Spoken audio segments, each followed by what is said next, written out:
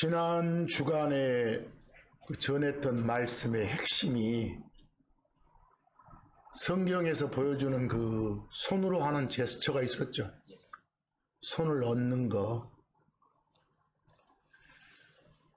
누가 손을 얹는지, 누구에게 손을 얹는지, 어디에다가 손을 얹는 건지, 왜 얹는 건지 이걸 잘 살펴보면 금방 어떤 걸 상징하는 제스처인지 알 수 있다고 그랬어요. 우리 흔히 그런 제스처를 흔히들 쓰는 말로는 뭐 한다 하지만 안수한다 하지만 굳이 그냥 한자어 쓰지 않는 표현으로 손을 얹다라고 해도 다 알아먹어요. 그러니까 그냥 뭔가 한자어 써가지고 오묘함을 갖지는 마시라 그 말씀입니다. 여기 복습이라고 된 인쇄물에 보면 얹다, 대다, 놓다, 두다가 레이나 푸시고 손이 핸드고 또 온이나 어폰이 나오면 뒤에 것하고 접촉된다는 뜻이에요. 그러니까 X에다가 손을 얹다. 이 말을 그냥 달리 표현하면 X를 접촉하다. 흔히들 외래어로 쓰잖아요. 터치한다고. 그래서 사사기 18장 19절에서는 입 다물고 가만히 있으란 그런 걸 상징하는 제스처였죠. 잠잠하라 해놓고 그 뒤에 네 입에다가 네 손을 얹어라 그랬으니까 입에다 손 얹으면 말을 못 하잖아요. 그래서 그냥 앞에만 봐도 이 말이구나 이렇게 알 수 있잖아요. 이걸 굳이 그냥 흔히들 써왔던 그런 전통적인 표현으로 하면 네 입에 안수해라고 말이에요. 그래서 사도행전 28장 8절도 보니까 이 바울이 들어가서 그 아픈 사람한테 손을 얹은 이 일이 보였잖아요. 결국은 이때 손 얹는 건 뭔가 치유 능력이 전달되는 그런 제스처였구나 금방 알 수 있어요. 그러시죠? 창세기 22장 12절은 그 아브라함한테 이삭한테 손대지 마라 그러잖아요. 이삭한테 안수하지 말라고요. 그 말은 해를 가하지 마라 이 소리겠죠. 사도행전 6장 6절은 금방 전에 말씀드렸죠. 찬송가 부를 때 그 7명 뽑힌 사람들한테 사도들이 손을 얹었다고.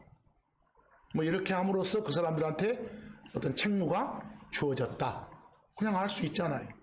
굳이 이걸 갖다가 그들이 이들에게 안수했더라 이렇게 고상한 표현 할 필요 없어요. 디모데전서 5장 22절은 디모데한테 바울이 말하잖아요. 함부로 그냥 아무한테나 손 얹지 마라 이렇게. 누구한테나 그냥 뭔 확인도 안 해보고 책무를 준다거나 이러지 마라 그 말입니다. 또 이건 좀 확장하면 어디 가서 요즘에는 그냥 누구 고친다고 일명 목사들도 가고 아픈데 손 얹고 그랬었는데 그런 거 함부로 하지 마라 그 말입니다. 야겠어요? 성경에 이거 나오니까 나도 흉내내 볼란다 이러지 마시란 소리입니다. 제발요. 그리고 그것에 대한 그 추가 구절이 지난 주간에 인쇄물에 있었죠. 근데 시간 관계상 전혀 보지를 못했잖아요. 그래서 추가 구절을 한번 쭉 한번 봅시다. 그 마가복음 7장 31에서 35절. 그리고 또 그분께서 여기서 그분은 예수님입니다. 예수님께서 두로와 시돈 지경을 떠나서 데가볼리 지경 한가운데를 통과해 가지고 갈릴리 바다에 이르셨더라 그랬어. 자 32절 보니까 그쪽에 딱 가니까 그쪽 지역 사람들이 귀먹고 언어 장애가 있는 자를 예수님한테 데려왔어요. 데려와서 그들이 그분께 간청을 하잖아요. 뭐라고? 예수님 이 자한테 손을 얹어주세요 이렇게. 그 말은 앞에 지금 귀먹고 언어장애가 있는 자니까 귀를 뚫리게 해주고 입을 풀리게 해주세요 이 말 아니겠어요.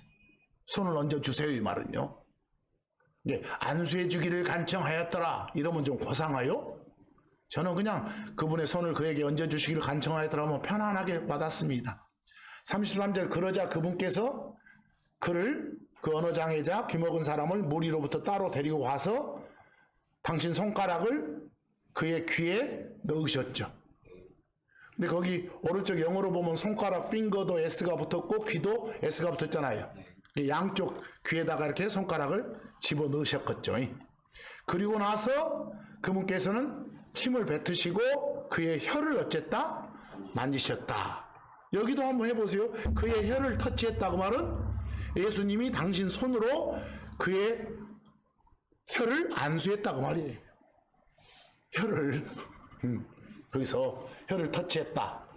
그리고 나서는 하늘을 쳐다보시며 숨을 한번 내쉰 후 그에게 말씀하시더라.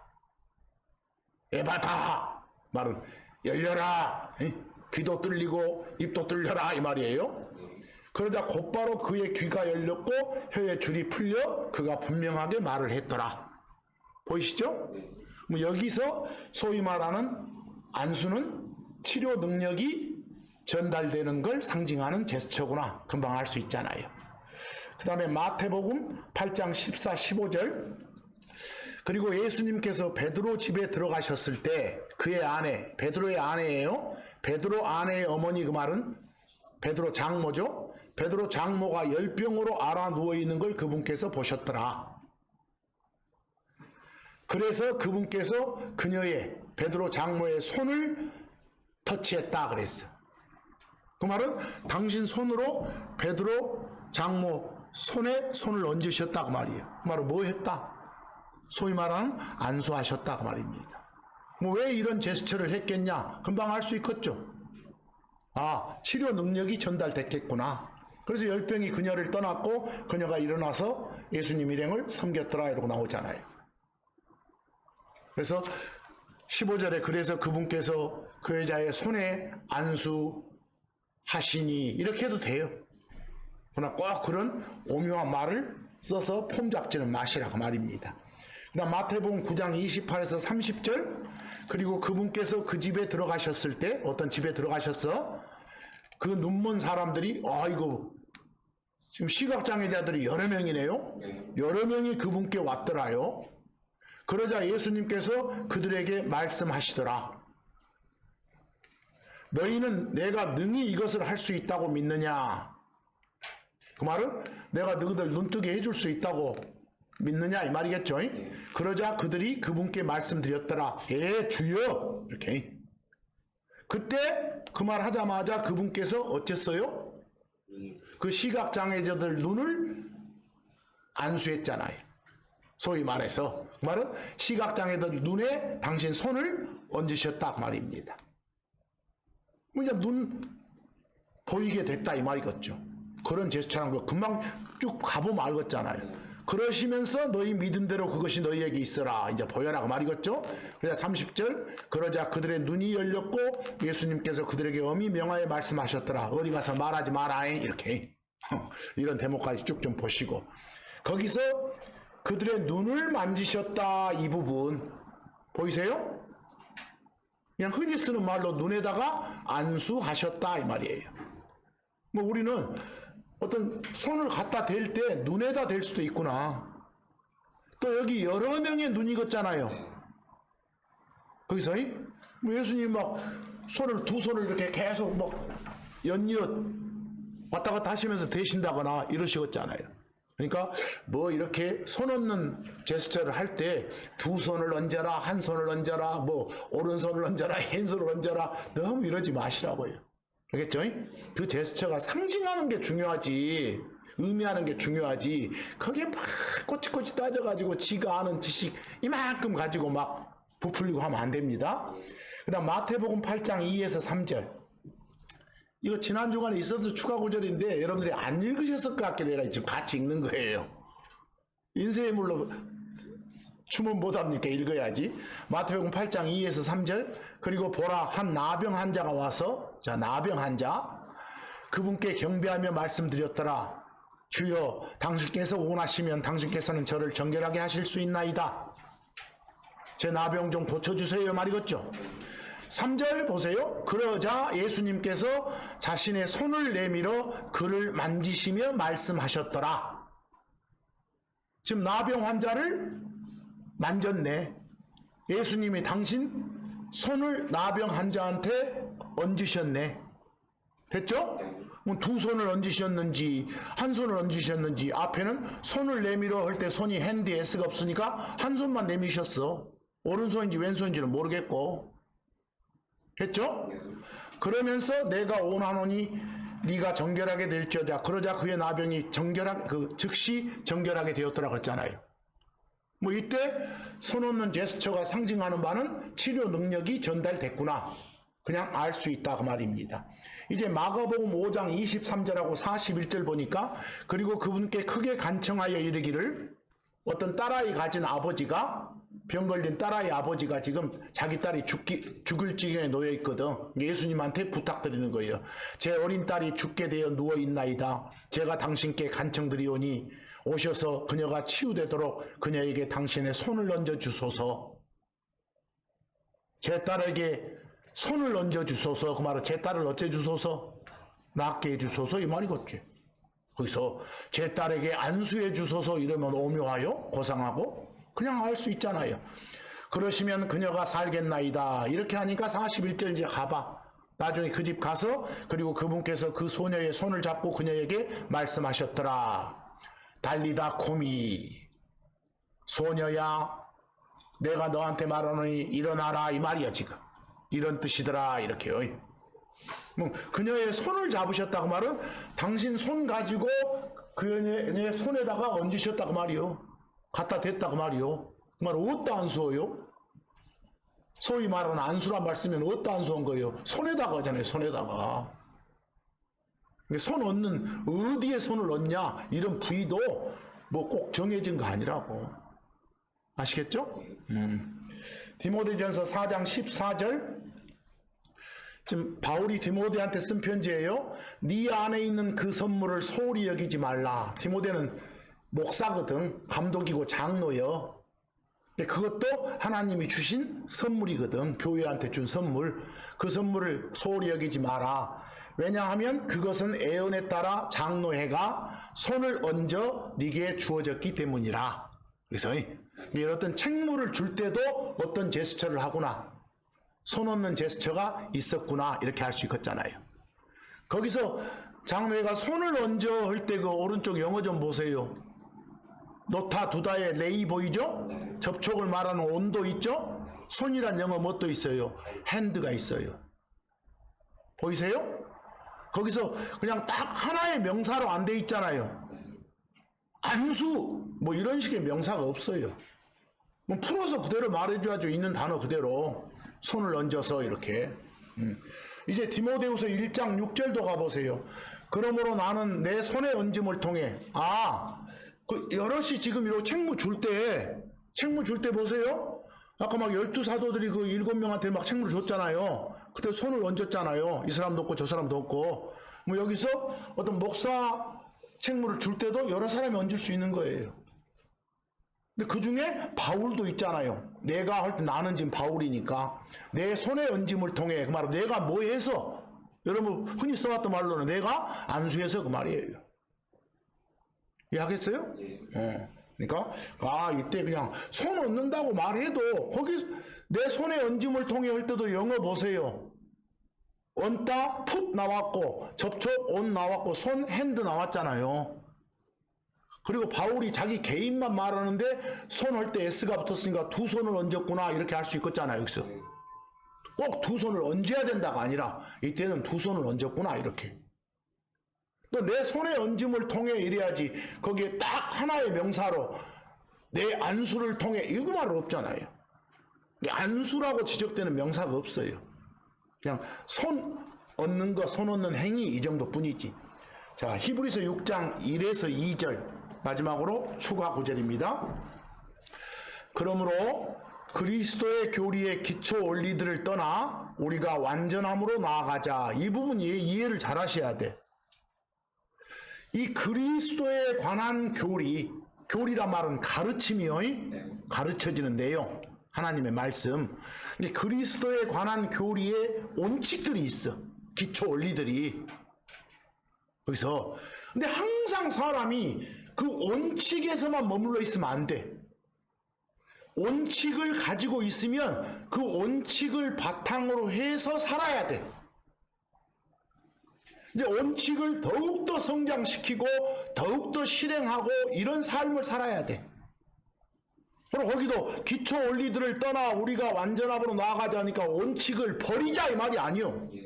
거기서 머물러 있지 말고 이 소리요. 그래서 그 뒤에 그 기초를 다시 세우지 말자 그랬어. 원칙은 이미 정해져 있어. 뭐 정해진 원칙만 그냥 달달달 외우고 있지 말고 눈으로 보고 있지만 말고 이걸 이제 완성시키는 성장시키고 행위로 옮겨라 그 말이에요 지금. 그리고 정해진 어떤 원칙인 진리를 갖다가 막 훼손하는 사람들이 있잖아요. 다른 방향으로 설명하고 아 이건 원래 이런 뜻입니다라고 그 말이에요 지금 기초를 다시 세우지 말라고. 뭐 지금 어떤 가르침 하나님 말씀 가르침 교리에 대한 기초들인데 원칙들인데 어떤 것들인가 그 뒤에 봐봐. 어떤 회개하고 관련된 가르침의 원칙들 또 믿음하고 관련된 가르침의 원칙들 또 침례하고 관련된 가르침의 원칙들 또 뭐요? 손 얻는 것하고 관련된 가르침의 원칙들. 우리는 이미 손 얻는 것하고 관련된 가르침의 원칙들 배웠죠 지금. 아 이럴 때 이렇게 하는구나. 뭐 제시된 그대로가 원칙이요. 그 원칙에 입각해서 살아가면 돼. 거기서. 그리고 마지막에 마지막 두 번째 부활의 가르침에 대한 원칙들. 또 심판의 가르침에 대한 원칙들. 이 말이 나와. 여러분들 여기서 지금 심판에 관한 가르침의 원칙 하면 머릿속에 그 원칙이 뭔지는 떠올라 있어야 돼 여러분들한테. 부활에 관한 가르침의 원칙 하면 그 원칙이 뭔지 알아야 돼. 알아야 그 원칙을 바탕으로 해서 달릴 수 있지. 근데 원칙 자체를 몰라보는 거 이게 큰 문제란 소리겠죠. 여기서. 근데 여기서 오늘 이 시간에는 여기서 조금 이제 추가시켜서 여러 가지 여러분들이 알아야 될 가르침의 원칙 중에 심판에 관한 거. 이걸 조금 몇 구절 좀 볼까 합니다. 심판에 관한 거. 거기 제가 별표에 심판 그래놓고 영어로 뭐요? judgment. 그 judgment 할 때 쓸 때 학생들 엠니엔트 띄어불고 이자를 넣으면 동사요. 저지 그러면. 근데 엠니엔티를 이자 그대로 두고 붙일 수도 있고 떼고 붙일 수도 있어요. 저지먼트를 쓸 때 가운데 이자가 보여도 되고 안 보여도 되는 거예요. 이해하시겠죠? 또 막 틀렸네 하지 말고. 킹제임스 성경에는 이자가 없는 저지먼트가 나와 있어요. 자, 여러분들 우리가 섬기는 하나님, 성경의 하나님은 사랑을 베푸시는 그런 신이셔. 근데 그런 신이실 뿐만 아니라 성경의 하나님은 잘못하면 막 화내고 진노하시는, 경노하시는 그런 신이시기도 해. 또 여러분들 성경의 하나님은 긍휼이 풍성한 그런 은혜의 신이실 뿐만 아니라 누가 잘못하잖아요? 이 잘못을 심판하시는 그런 심판의 신이기도 해. 성경의 하나님이. 근데 어느 한 부분을 지나치게 그냥 강조함으로써 다른 진리가 파괴되면 그건 진리가 아닌 오류가 되버려. 여러분 하나님 사랑은 아무리 강조해도 지나치지 않지만 그것으로 인해서 하나님의 의로우심, 막 화내고 진노하시는 그런 성품, 이게 훼손되면 안 돼. 하나님의 은혜와 긍휼에 감사하고 찬양하는 건 맞지만 동시에 이 잘잘못에 대해서 심판하시는 하나님에 대해서 우리가 침묵한다면 그건 진리를 가지고 있는 사람이라 할 수가 없어. 이 양면성을 잘 따져야 돼. 제발 원칙 훼손 없이 그 원칙을 바탕으로 신앙생활을 하셔야 돼.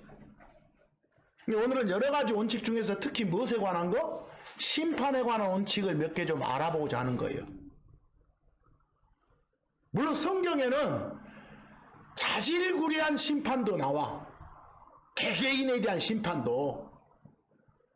근데 몇 가지 굵직굵직한 심판이 언급돼 있어. 굵직굵직한 게. 우리가 섬기는 하나님은 만물을 심판하는 그런 심판자이시여. 어떤 개인을 심판하기도 하고 어떤 도시를 심판한 경우도 있고 어떤 민족을 심판한 경우도 있고 온 인류를 심판하는 경우도 있어. 성경에. 여러분들 노아 때 생각해봐. 온 세상을 심판하셨잖아요. 그때 심판의 결과가 뭐였어? 이 코로 호흡하는 모든 생물이 다 죽었어. 코로 호흡하는. 노아 가족과 방주에 올라탄 생물 빼고는. 그런 심판은 이미 역사요. 과거에 있었어. 우리를 대상으로 하는 심판은 아니단 말이에요.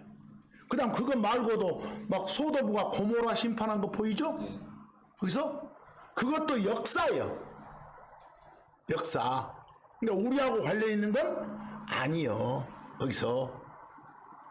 그러면 이런 것들 말고도 여러분과 제가 이 땅의 인생 끝난 후에 있을 심판.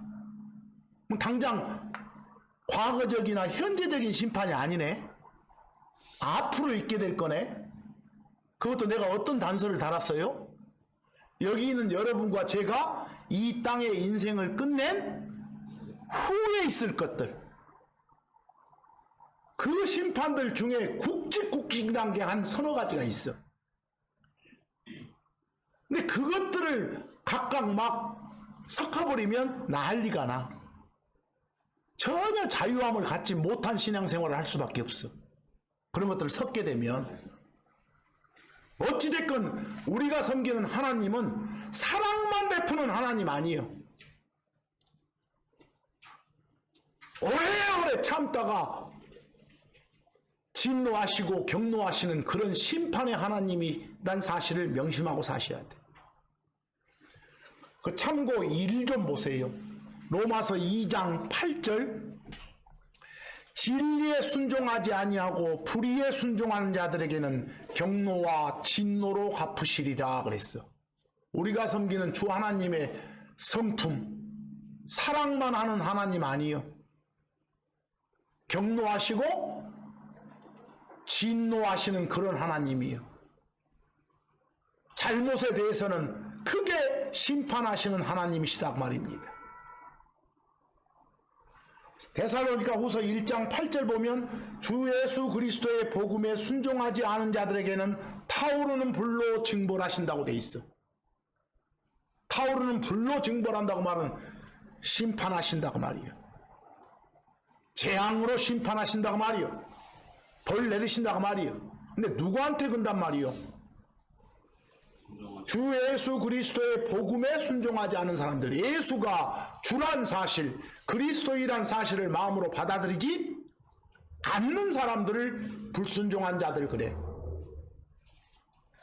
뭐 여기만 딱 봐도 확장해봐. 여기 있는 여러분과 저는 타오르는 불로 심판하는 대상이 아니란 걸 알아야 돼. 위로를 가져야 돼. 요한복음 3장 36절 아들, 선이신 하나님을 믿는 자에게는 받아들인 자에게는 영존하는 생명이 있고 그렇지 못한 자에게는 뭐가 있다고? 하나님의 진노가 있다. 레스가 있다 그랬어. 어떤 진노가 쏟아지는 어떤 재앙이 쏟아지는 그런 큰 심판이 있다는 소리예요. 누구한테 있다는 소리예요? 아들이신 예수 그리스도를 믿지 않는 자들에게, 그런 자들을 불순종자들 그래. 뭐 이 말만 봐도 여기 있는 여러분과 저한테는 이런 심판이 가해지지 않구나를 알아야 돼. 이해하시겠어요?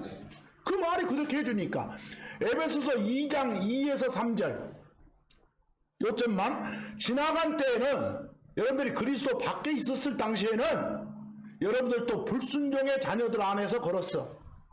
여러분들도 불순종의 자녀들이었어. 3절 지나간 때에는 우리도 다 여기 있는 여러분과 저 다 무엇의 자녀들이었다? 진노의 자녀들이었다. 이 말은 무슨 말이요? 그리스도 안에 들어온 우리는 진노의 자녀들이 아니단 소리요. 어떤 진노 심판의 대상이 아니란 말이 이 말이. 그냥 읽어만 보면 모르겠어? 그래서 우리는 혹시 나중에 진노가 쏟아지는 그런 심판의 대상은 아니구나. 이 정도는 아셔야 돼. 여기서. 그래서 앞으로 여러분 굵직굵직한 미래적 심판이 나오잖아요. 그러면 그 심판의 대상이 누군가? 누가 피고인가? 이걸 꼭 따져봐. 내가 대상이 아닌데도, 내가 그 심판 재판정의 피고가 아닌데도 나라고 생각하면 이건 불안해서 못 살아. 그래서 근데 거짓 교사들은 마치 이 심판의 피고는 당신이야! 라고 불안감을 조성하는 자들이에요. 다 빨리 데려가 줘야 돼, 그 사람. 거기 먼저 로마서 14장 10절하고 고린도후서 5장 10절에 보면 심판이 언급돼. 로마서 14장 10절과 고린도후서 5장 10절에 보면 심판이란 표현이 나와 있어. 그런데 크리스천들을 대상으로 하는, 다시 말해서 크리스천이 피고가 되는 그런 심판이에요. 거기서 언급되는 심판은 여러분과 제가 대상이에요. 여러분과 제가 피고예요. 그런데 이 심판은 이 땅에서 집행되지 않아. 이 심판은 이 땅의 인생이 끝난 후에 있어. 여러분과 제가 입고 있는 이 흙몸 가지고 받는 심판 아니에요. 일단 이 심판이 있으려면 변화된 몸을 가지고 저 하늘로 들려 올라가야 돼. 다시 말해서 이 심판이 집행되려면 먼저 여러분과 저는 영혼 몸이 분리되는 죽음을 겪어야 돼. 그리고 하나님이신 예수께서 저 공중까지 예고 없이 오셔가지고 여러분과 저의 몸을 변화시켜서 데려가고 난 뒤에야 돼. 거기 로마서 14장 10절과 고린도후서에 언급된 심판이, 그 로마서 14장 10절 봐봐. 그런데 네가 어찌하여 네 형제를 판단하느냐, 또는 네가 어찌하여 네 형제를 무시하느냐. 그러지 마라. 이는 우리가 다, 거기 로마서의 대상들은 다 크리스천들이요. 우리가 다, 우리 크리스천들 다 요 그리스도의 심판석 앞에 설 것이기 때문이라 그랬어. 크리스천은 한 명도 예외 없이 요 심판석에 서게 된다네. 요 심판의 피고가 된다네. 특히 크리스천을 피고로 하는 요런 하늘에서 열리는 요런 심판을 그리스도의 심판석 이렇게 말을 해.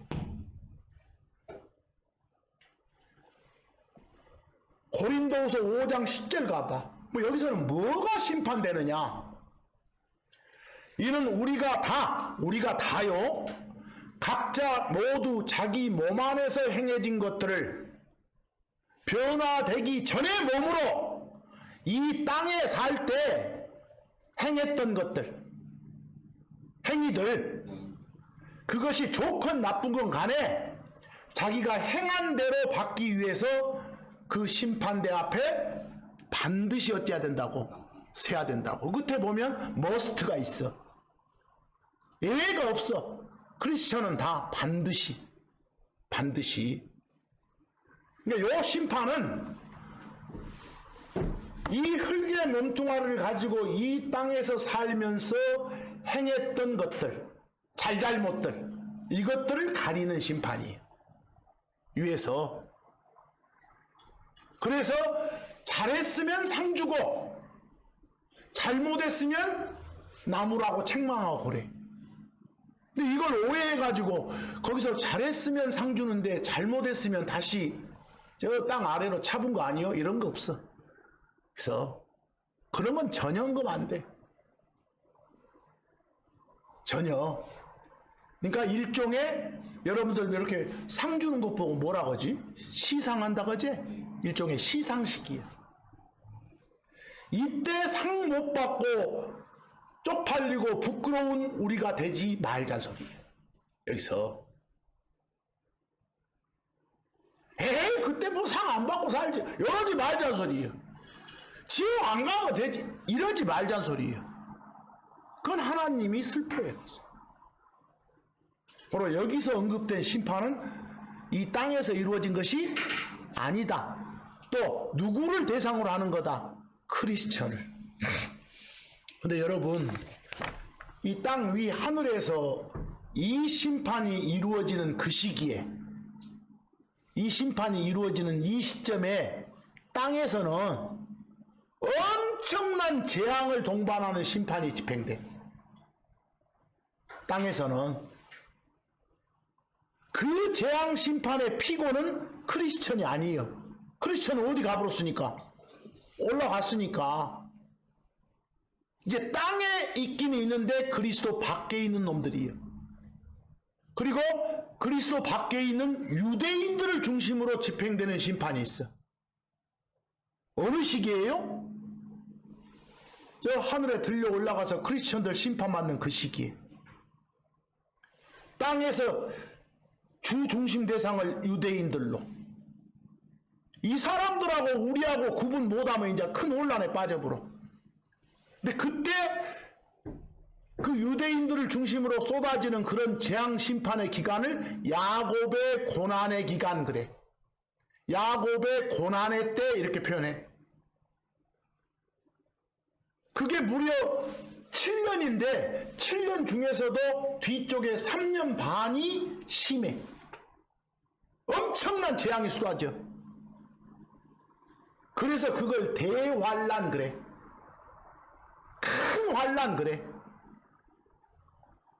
그래서 대환란, 큰 환란 나오면 7년 중에서도 뒤쪽 3년 반을 가리킨다 이렇게 알면 돼. 이건 어느 시기에 있는 심판이라고요? 크리스천들을 대상으로 하는 게 아니라고. 또 하늘에서 벌어지는 심판 아니라고. 이걸 끌어당기면 안 돼. 여기서 거기 참고 2 좀 봐봐. 참고 2.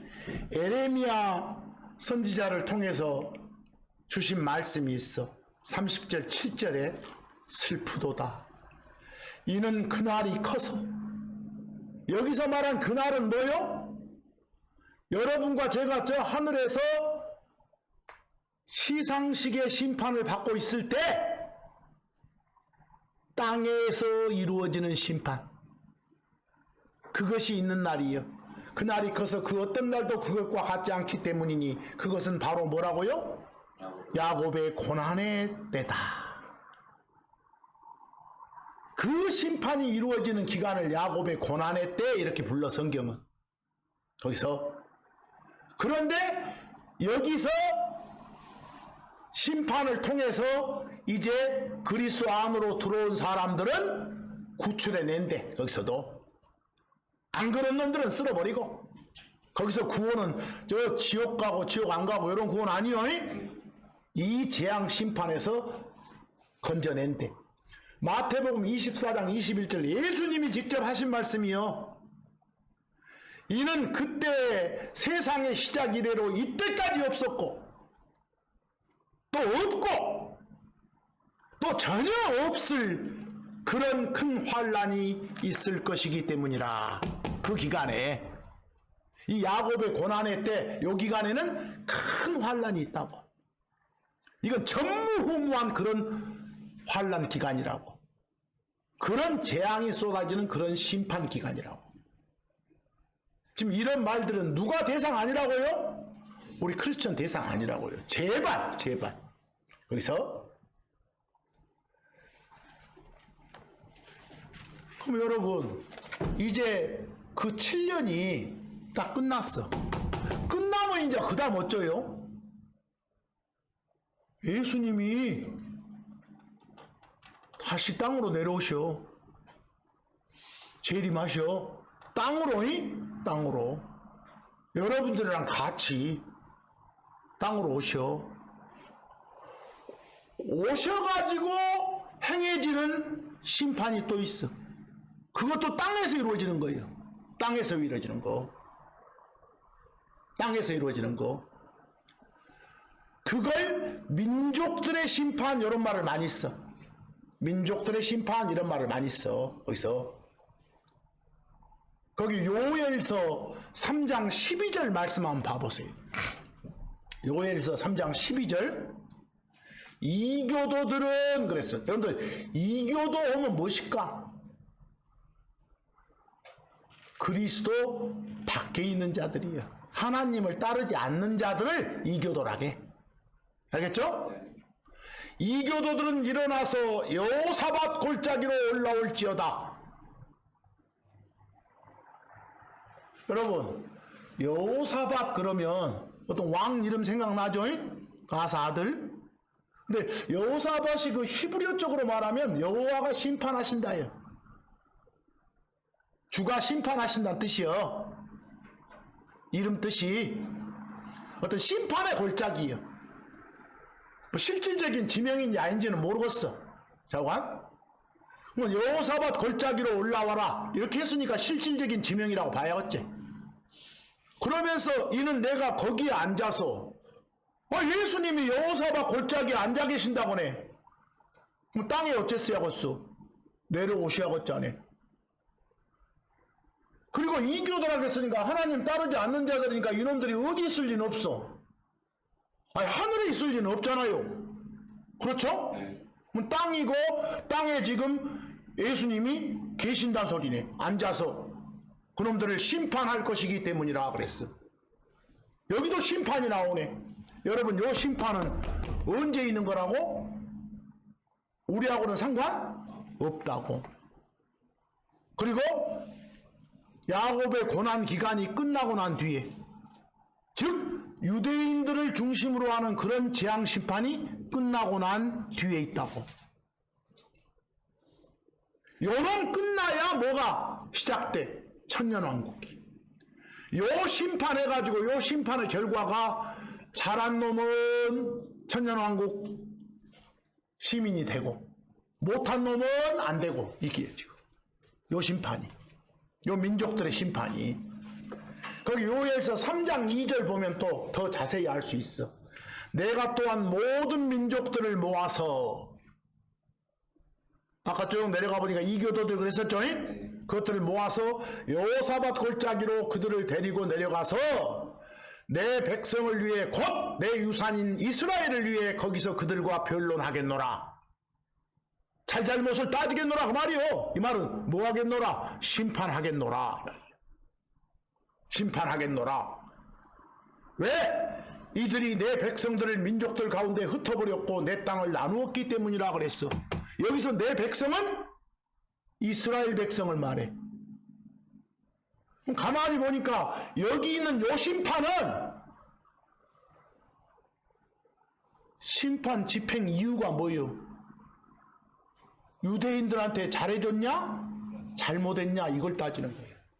이거 보니까 거기서 요 심판의 대상이 안 되려면 여러분들 지금 이스라엘한테 잘하시오 이제 말하면 안 돼. 지금 여기서 이건 언제라고? 여러분들 다 가고 난 후라고 이해하겠어요?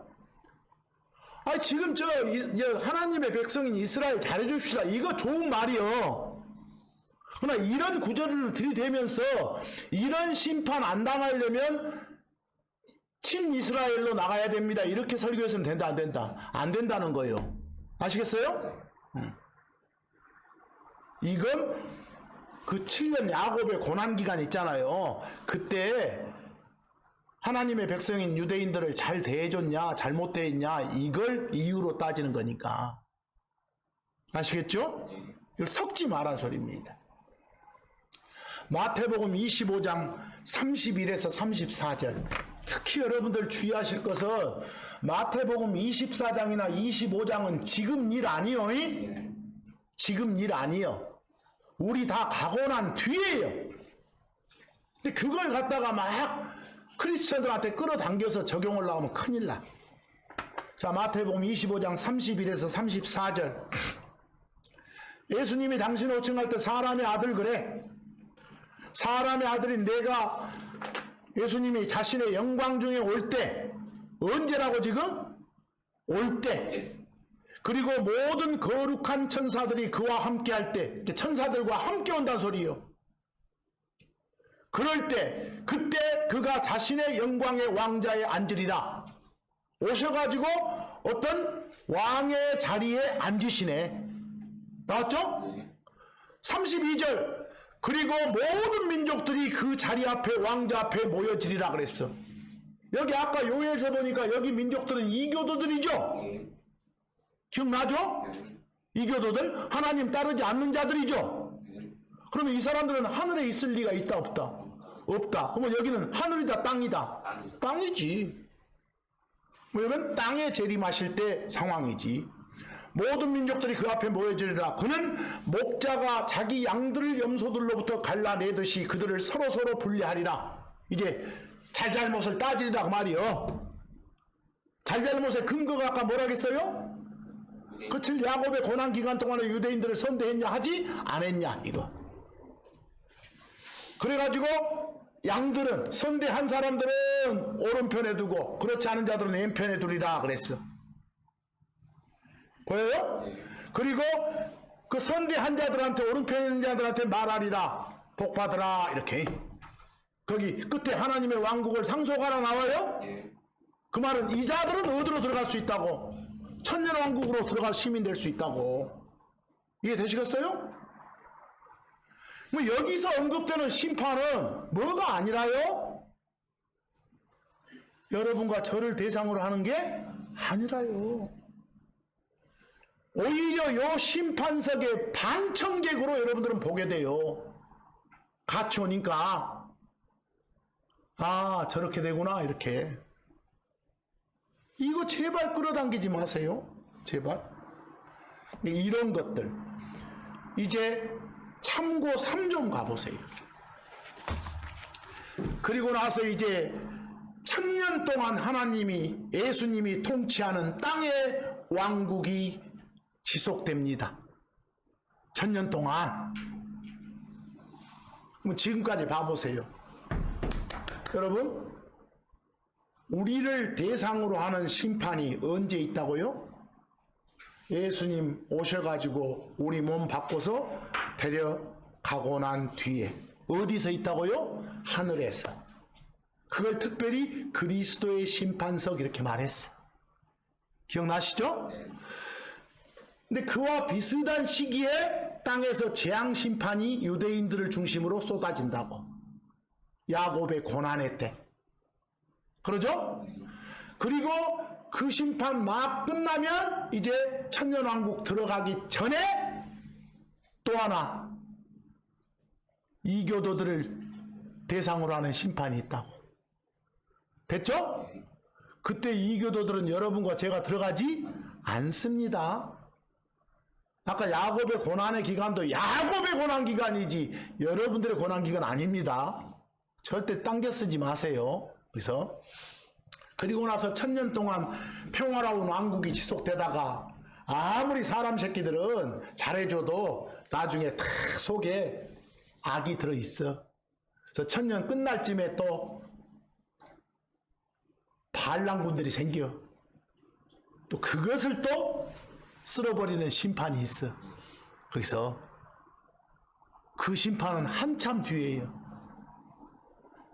뭐 1000년 끝나고 그 나는 심판, 그 심판은 하나님 계시는 왕자가 겁나게 크다게 또 하얀 색깔이라게 그래서 크고 흰 왕자 심판해가지고 뭐 흰백자, 백보자 심판 이렇게 많이 써. 그건 언제라고요? 최소 1007년 후라고. 이해하시겠어요? 자, 참고 3 좀 보세요. 참고 3이 바로 요한에게 주어진 비전입니다. 여러분들, 계시록의 말씀이 가장 대표적인 비전이에요. 그림화 시킨 거니까.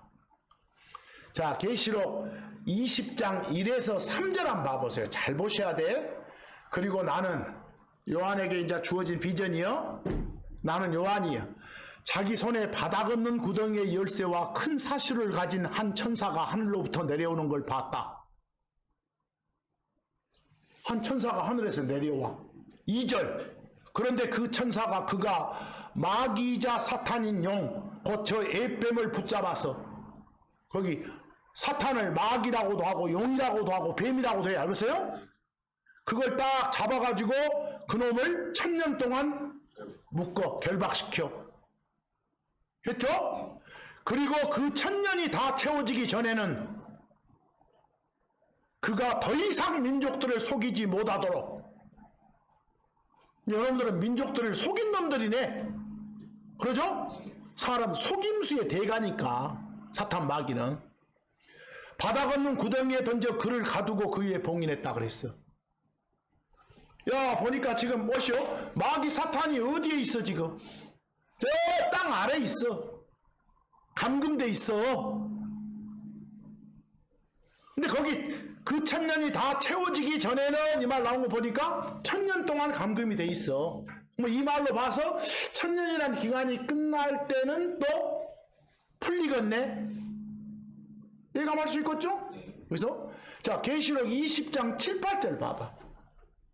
7, 8절 얼마나 자세히 되는가 봐봐. 그리고 그 1000년이 만료될 때, 그 1000년이요? 앞에 1000년이 언급됐었어. 뭐 그 1000년이란 기간이 끝나. 만료돼. 그럴 때 사탄이 그의 감옥에서, 그 감금된 상태에서 풀려나리라 그랬어. 보여요? 뭐 지금 이 상황은 지금 언제요? 지금으로부터 최소 1007년 후라니까? 뭐 여기 있는 상황을 지금에다 끌어다 쓰면 웃기는 사람들이지. 글자도 못 읽는 사람들이에요. 자, 풀려가지고 나가서 땅의 사방에 있는 민족들, 사람들을, 심지어는 저 마곡의 곡까지 속여가지고 그들을 함께 모아서, 여기 곡 나오는데 아마도 어떤 그 민족들 중에서도, 사람들 중에서도 상당히 끝발 있는 쪽 같아. 모든 민족들, 모든 사람들을 다 속여 모아, 심지어 곡까지 다 모아, 그 사람까지. 그래서 함께 모아가지고 뭘 하리라? 전쟁. 누구하고 하겠어? 지금 예수님하고 하지. 예수는 하늘로 가라 이렇게 구호가.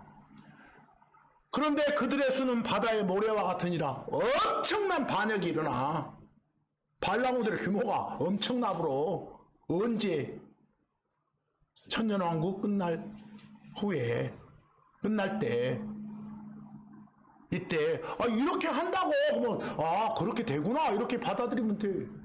거기서 20장 9절 봐봐. 어쩐가. 그리고 그들이 땅의 넓은 곳으로 올라가서 성도들의 진영과 그 사랑받는 도시를 에워쌌는데, 이제 하나님의 군대와 싸우는 거예요. 그런데 그 다음 봐봐. 딱 에워싸가지고 이제 막 준비하려 한뒤 불이 하나님으로부터 하늘에서 내려와 그들을 어쨌어? 이게 심판이지. 단 몇 초 만에 끝내버려. 그냥 싹 쓸어버려. 여기서 뭐 요 심판 보이세요? 요 심판은 언제 있다고요? 천년하고 끝나 있다고. 끝쯤에 있다고. 끝쯤에. 이해하겠어요? 이게 끝나고 나면 이제 잡종은 다 사라지고 순종만 남아가지고 새하늘 새 땅으로 가는 거예요. 여기서 이게 미래 역사를 쫙 보여주는 거예요. 지금 여기서 차근차근. 근데 여러분, 그 참고 4 좀 봐봐. 참고 4. 아까 제가 그 계시록 20장 8절에서 마곡의 곡이라고 번역해 놓은 데 있죠? 보여요? 마곡의 곡. 보통 여러분들 번역본에는 곡과 마곡 이라고 돼 있을 거예요. 근데 저는 그냥 마곡의 곡 이렇게 해놨어요. 여러분 하나 봐봐. 곡은 사람 이름이요. 곡은 뭐라고요? 사람 이름. 마곡은 원래 뜻이 곡의 땅 그 말이야. 마곡은 뜻이 뭐라고요? 곡의 땅. 근데 마곡은 땅 이름이고 지명이고 곡은 사람 이름이고. 여러분 하나 봅시다. 이런 식이에요. 빵이 브레드죠? 그리고 바다 버터 있죠? 브레드하고 버터 사이에 엔드를 넣어봐. 그러면 빵과 버터 요러고 번역할 수도 있어. 그러면 두 개예요. 그러나 버터빵, 팥빵 그러듯이 버터빵 이러고 돼. 브레드는 버터를 뭐라고도 한다고요? 빵은 빵인데 뭐? 버터빵이다. 이렇게. 뭐 브레드 버터처럼 브레드 앤드 버터처럼 곡 앤 마곡도 어떻게 해야 돼? 곡인데 그 땅의 곡이요. 다른 지역의 곡이 아니라 나사렛 예수 이런 식이요. 이해하겠어요? 나사렛은 지명 땅 이름이고 예수는 사람 하나님 이름이듯이 알겠어요? 그런 식이요. 이해되세요? 네, 곡앤 마곡은 제대로 번역하려면 뭐라고 한다? 마곡이란 땅의 곡. 알겠어요? 마곡의 곡. 마치 곡과 마곡 하면 곡을 사람이라고 한다면 곡도 사람이고 누구도 사람처럼 마곡도 사람처럼 생각하면 안 돼. 그러니까 이상해져 버려. 근데 입에 붙었어. 그리고 지금 보세요. 요 전쟁은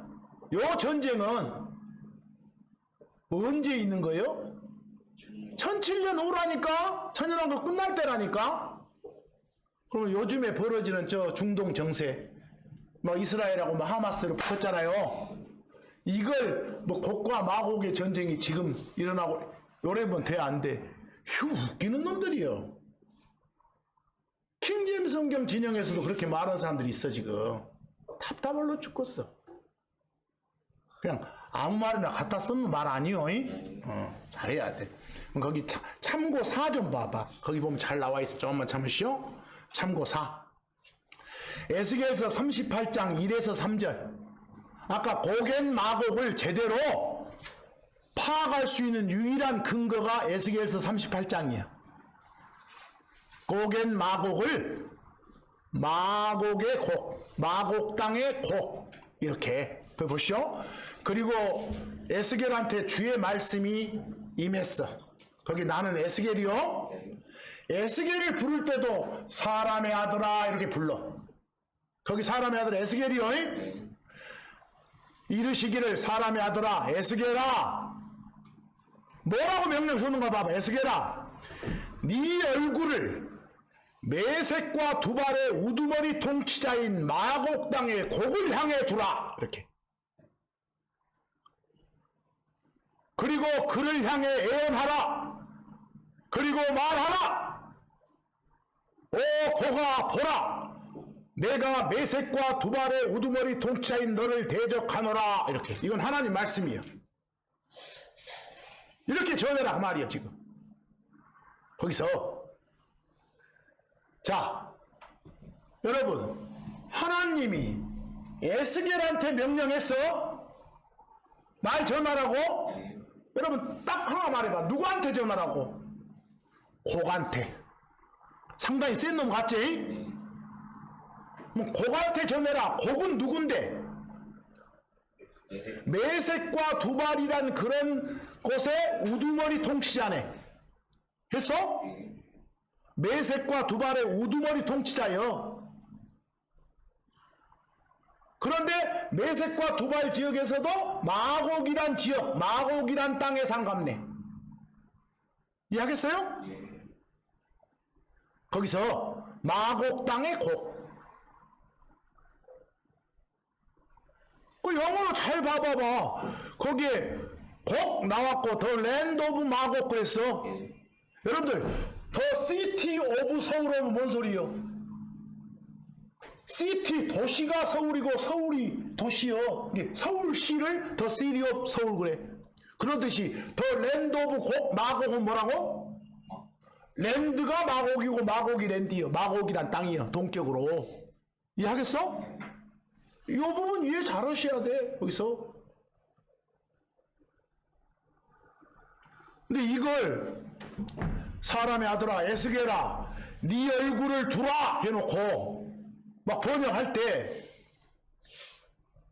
곡과 마곡의 땅과 메섹과 두발의 뭐 통치자와 뭐 이런 건 안 돼. 뭐 여럿을 향해가 돼버려.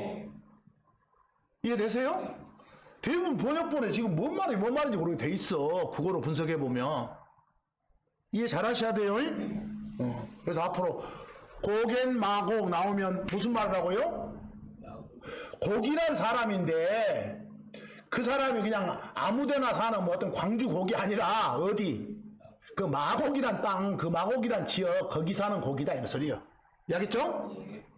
근데 이렇게 구약에서부터 예언이 돼 있어. 이건 쫙 후에 일어날 일을. 그러죠? 그러니까 나중에 계시록에 저 천년왕국 끝에 이렇게 나오는 이쪽에 거기 민족들 중에서도 그런 여러 가지 그 하나님 반랑구들 중에서도 상당히 끝발 있는 놈이었구나 이렇게 할 수 있잖아. 이해하겠어요? 그 정도 알면 되는 것이요. 요 고겐 마곡은 잘 합시다. 이거 제대로 설명들이 잘 안 되더라고. 그리고 그 계시록에 보면 고겐 마곡 앞에 카마가 쳐져 있어. 아까 계시록 20장 8절에서 보면 계시록 20장 8절에서 보면 영어로 고겐 마곡 앞에도 카마 있고 뒤에도 카마 있어. 그 말은 그냥 삽입시켜 놓은 거예요. 끼워 놓은 거예요. 괄호 쳐서 삐부로도 말은 돼. 이해하겠어? 모든 사람들을 다 그 사탄이 진두지휘하에 속여가지고 끌어모을 건데 그 중에 누구도 있다고. 그 센 곡도 있다고. 이 말이요 지금. 무시 어렵소. 나는 하나도 안 어렵던데 여기서. 근데 이걸 가지고 막 곡과 마곡 이렇게 표현들을 해버리니까 막 동물 같아. 누구를 들어봐도 다 그런 말인 것 같다. 자, 뭐 여러분 연원 끝나고 연원 끝나면 끝나볼까? 아니 제일 마무리 심판이 하나 있어. 제일 마무리 심판. 천년왕국 끝나고 난 뒤에 마무리 심판. 뭐 전에 새하늘 새 땅 나올 때 그때 심판이 하나가 있어. 그게 일명 백보자 심판. 크고 흰 왕자 심판이에요. 거기 계시록 20장 11, 12 봐. 잘만 보면 됩니다. 다 끝났어요. 계시록 20장 11, 12절. 비전입니다. 그리고 나는 크고 흰 왕자와 그것 위에 앉으신 그분을 보았다. 큰 왕자의 하얀 색깔의 좌석의 자리에 딱 하나님이 앉아 계셔. 그런데 이상하게 뭐가 없어. 봐보시오. 그런데 딱 보니까 땅과 하늘이 그분의 얼굴로부터 멀리 도망을 가봤어. 이상하게 뭐 받고 있어야 되는데 의자 놓인 자리가 있었는데 땅이 안 보이고 하늘도 안 보여. 비전에 그림에. 왜? 어디로 가버렸으니까. 그것들의 자리가 발견되지 아니하였도다. 이 말을 그냥 직설적으로 표현하면 하늘과 땅이 사라졌더라 말이요. 그래서 또 여러분 보고 또 그럼 어떻게 의자가 놓여있다 어떻게 앉아 이러지 말고 그림으로 보여진 말씀이 이렇다고 말이죠. 이해하겠어요? 그리고 12절 봐봐. 그리고 나는 작은 자나 큰 자나 할 것 없이 죽은 자들이. 누구야 지금? 산 사람 한 명도 없어. 다 누구들? 죽은 사람들. 죽은 사람들 다 이 말을 갖다가 작은 자나 큰 자나 할 것 없이 죽은 자들이 다 이 말이지. 죽은 자들이 다 하나님 앞에 서 있어. 하나님 앞에 서 있어. 여러분, 여기서 죽은 자들 할 때 우리는 지금 해당 안 돼요. 다 서 있어. 그리고 책이 여러 권 펴져 있어. 거기에 또 여러 권 펴져 있는 책 옆에가 또 한 권이 있기는 있는데 생명책이 하나 펴져 있어. 뭐 책이. 그리고 거기 죽은 자들이 자기들의 행위들에 따라서 그 책들에 기록된 그것들로 어쨌다고? 심판. 여기 심판 나오네. 심판. 요 심판이 나와. 요 심판 받을 때도 나중에 한번 자세히 보겠지만 다시 저 지옥에 가 있는 놈들도 몸하고 결합시켜서 부활시켜서 요 심판 받아. 다 서 있어. 그래서 그러니까 우리만 부활한 거 아니요? 나중 가면 요 막바지에도 심판받는 여자들도 다 부활해갖고 받아. 그래갖고 다시 그냥 쳐넣어버려. 그 심판의 결과가. 이게 죽은 놈도 죽여버려. 먼저 확인사살이에요. 확인사살. 왜? 그 다음 있을 새하늘 새 땅에는 진짜 여러분들 씨도 없어야 되거든. 그래서 응? 요런 심판. 그리고 나서 21장 1절에 지금 요 상황이 뭔 상황이라는 거 봐봐. 그리고 내가 새하늘과 새 땅을 보았는데 처음 하늘과 처음 땅이 우리가 지금 보는 요 하늘과 땅이 없어져 버렸어. 새하늘 새 땅이 나왔고 거기서 여러분들 참고 5에 보면 예수님이 그랬잖아. 뭔 없어지지만 아니 하늘과 땅은 없어져. 하지만 내 말은 안 없어져. 이렇게 말했잖아요. 뭐 하늘과 땅 없어진다니까. 새하늘 새 땅으로 나중에. 그럼 여기까지 한번 봐봅시다. 그냥 두루뭉술 말했는데 보시오이. 저 역사적인 과거의 심판 말고 또 우리 개개인들한테 우리 신앙생활 할 때 가해지는 심판들. 여러분들 잘하면 여러분들한테 고난을 조금 주고 못하면 고난을 많이 주고 그래. 그런 것도 심판이요. 고난도 선물이요. 그래서 그런 거 말고 굵직굵직한 심판 중에 앞으로 있을 거. 우리들을 대상으로 한 것은 우리 몸 바꿔서 데려간 후에 있다. 기억나죠? 그와 같은 시기에 땅에서 유대인들을 중심으로 한 심판이 있다. 했죠? 그럼 막 끝날 쯤에 뭐 있다? 민족들 심판이 있다. 이교도들 심판. 했죠? 그리고 나서 천년 평화왕국이 된다. 그리고 그 끝쯤에 또 뭐 있다? 사탄이 주도하는 저 곡을 포함한 놈들, 그놈들 반란 제압하는 그런 심판이 있다. 한순간에 한 킬 제압해버려요. 그리고 그놈 제압하고 바로 뒤에 뭐가 있다? 크고 흰 왕자 심판이 있다. 새하늘 새 땅 직전에. 이게 어렵소? 그냥 쭉 나오잖아요. 쪼르르. 근데 대부분 계시록에 나오는 그런 재앙 심판은 아까 유대인들을 중심으로 하는 그런 심판이에요. 아시겠어요? 대부분이. 전혀 우리하고는 관계없어. 그러니까 막 그쪽 이치 갔다가 성도들 불안하게 만드는 그런 거짓 목사들, 거짓 교사들 있으면 빨리 처단시켜야 돼. 기도해야 돼. 하나님 빨리 데려가 달라고. 그래서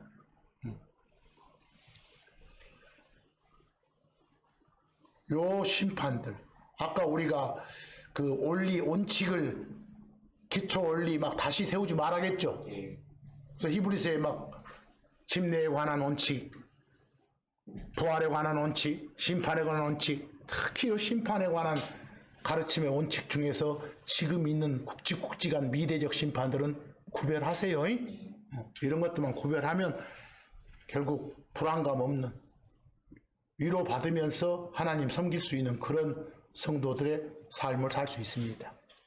비록 이번 한 주간도 주 안에서 기쁨 누리며 사는 여러분이 되길 바라면서 오늘 말씀 여기서 마칩니다. 감사합니다.